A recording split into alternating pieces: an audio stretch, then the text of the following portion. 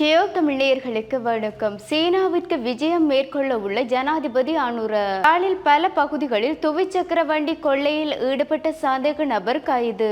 ஜனாதிபதி அனுரகுமார் திசாநாயக்க எதிர்வருகின்ற ஜனவரி மாதம் நடுப்பகுதியில் சீனாவிற்கு விஜயம் மேற்கொள்ள உள்ளதாக ஊடகங்களில் செய்திகள் வெளியாகியுள்ளது. இந்த விடயம் தொடர்பில் நேற்றைய தினம் செய்தியாளர்களுக்கு தெரிவிக்கும் போதே ஜனாதிபதி அனுரகுமார் திசாநாயக்க இந்த விடயத்தினை சுட்டிக்காட்டியுள்ளார். இவர் இவ்வாறு இந்த விடயத்தினை தெரியப்படுத்தும் போது போகின்ற திகதியானது குறிப்பிடப்படவில்லை என்றும் மேலும் நீண்ட காலமாக தாமதமாகி வந்த வெளிநாட்டு கடன் சீரமைப்பை முடிந்த சில நாட்களின் பின்னதாகவே இந்த பயணம் இடம்பெறுகின்றது. இலங்கை இருதரப்பு கடனில் அதிகமான கடன் சீனாவிடம் பெற்றுக்கொண்ட கடன் என்பதும் குறிப்பிடத்தக்கது.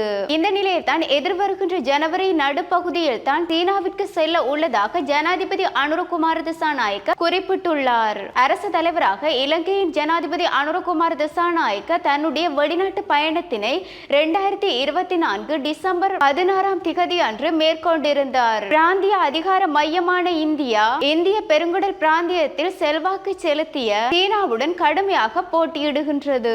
ஆகவே இந்த விடயங்கள் குறித்து தற்பொழுது ஊடகங்களில் வெளியான செய்திகளின் அடிப்படையில் ஜனாதிபதி அனுரகுமார் திசாநாயக்க அடுத்த மாதம் நடுப்பகுதியில் சீனாவிற்கு செல்வார் என்று இதற்கு முன்னதாக அண்மையில் அவர் இந்தியா சென்றிருந்தமையும் குறிப்பிடத்தக்கது.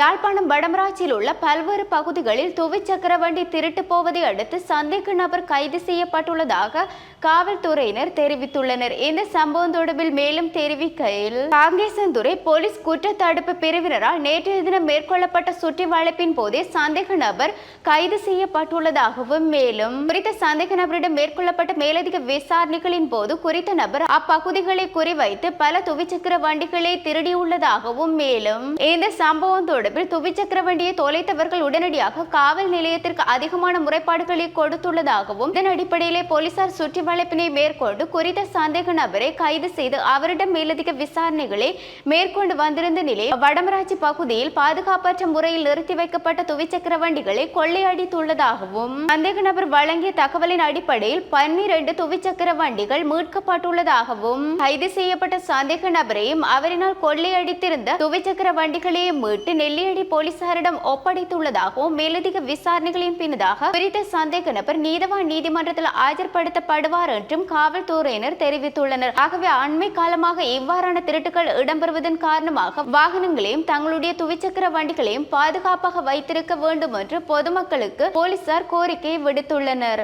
இவ்வாறு எங்களுடைய செய்திகளை அறிவதற்கு www.tamil24.com எனும் இணையதளத்தினூடாக பிரவேசியுங்கள். வணக்கம்.